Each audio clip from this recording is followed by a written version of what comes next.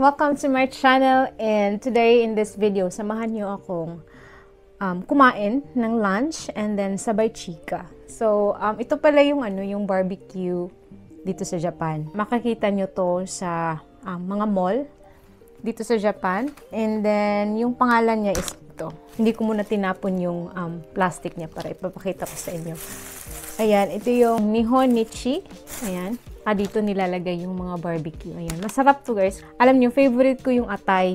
Especially yung barbecue. Kasi bihira lang akong magluto ng atay dito kasi medyo marami siya. Then ako lang yung kakain. So, minsan nagkikrave talaga ako ng barbecue yung atay. And then, meron tayong isang chicken barbecue or yakitori, tawag nila dito. And then, I think ito yung balon-balunan. Batikon kasi ito sa sa Cebuano. So, ayan yung lunch natin today. So, itadakimasu! Kain tayo, guys. Anong lunch niyo dyan? Makararating ko lang. Lumabas kasi ako kasi meron akong chine-check sa labas. Charot. Meron lang akong chine-check na place dito. And someday, isi-share ko sa inyo kung ano yun. But anyway, kain nga tayo. Sarap. Meron din ako sukang pinakurat. Para feel at home lang. Parang nasa Pilipinas lang.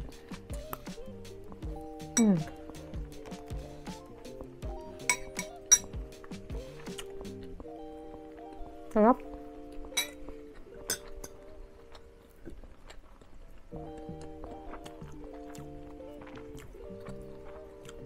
Para siyang meron siyang sauce na sweet and salty sauce. Parang mixture ng soy sauce and tsaka sugar. Parang ganyan. So, yun. Gamit tayo ng pinakurat. Sarap.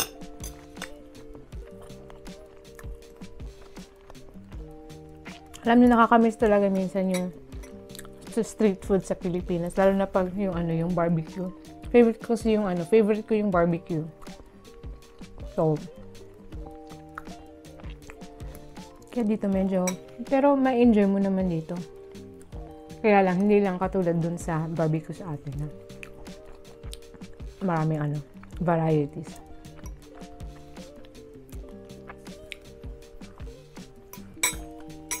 Sarap.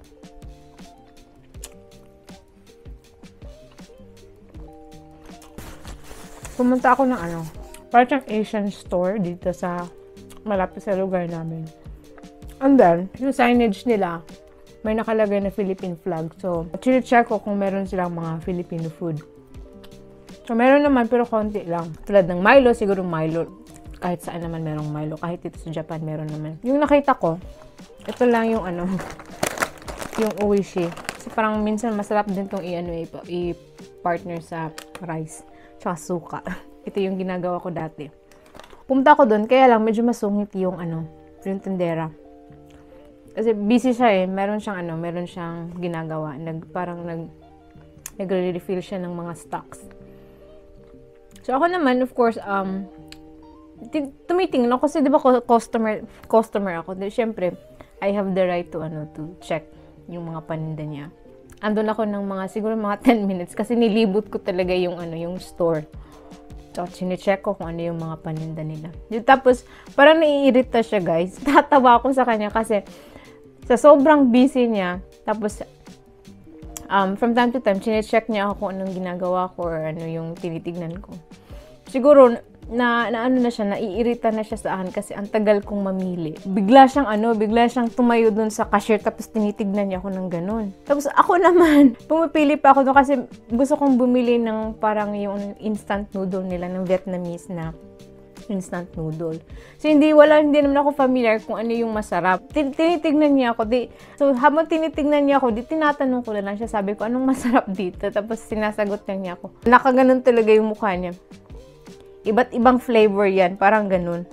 Oo nga, alam ko, iba't ibang flavor. Pero ano yung the best? Yun yung gusto ko sanang itanong. Pero yung mukha niya, tapos parang pinapakita niya na nabubisit na siya sa akin. Pwede palang sabihin na bilisan mo, parang ganun yung aura niya, ganun yung mukha niya. So, ako naman, ayaw mo ayaw mo sumagot, kumuha na lang ako ng isang instant noodle, andun, hindi ko na nadala dito.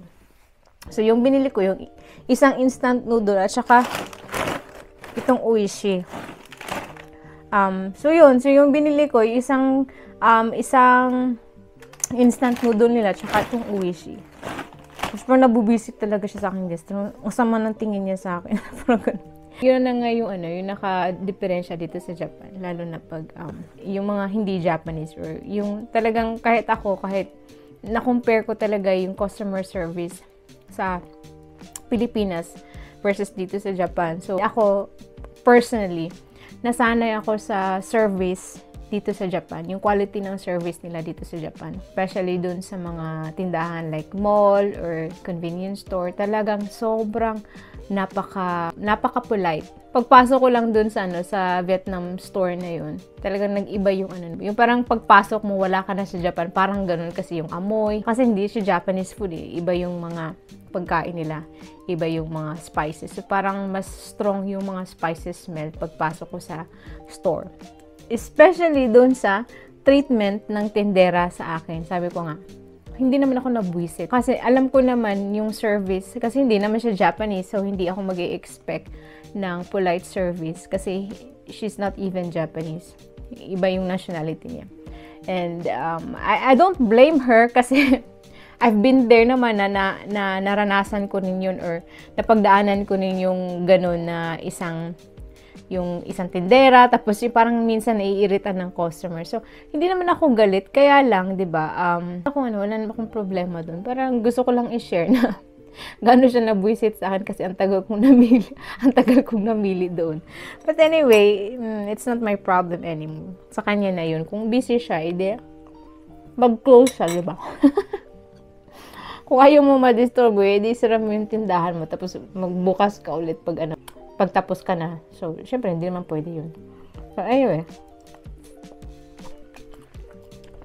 Tapos, siguro, mas nabwisit siya kasi dalawa lang yung binili ko. Tapos, mura pa.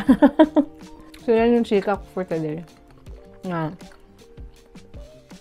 Yung Vietnamese na tindera, nabwisit sa akin kasi ang tagal kong namili. Ang sarap nito.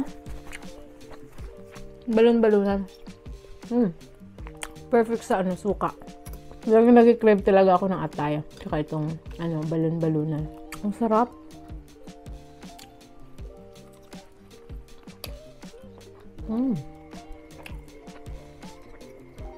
Feels like home talaga.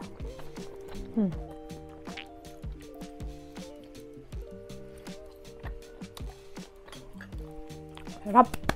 So, ubusin ko lang muna to guys. And then, see you in my next video. Bye-bye.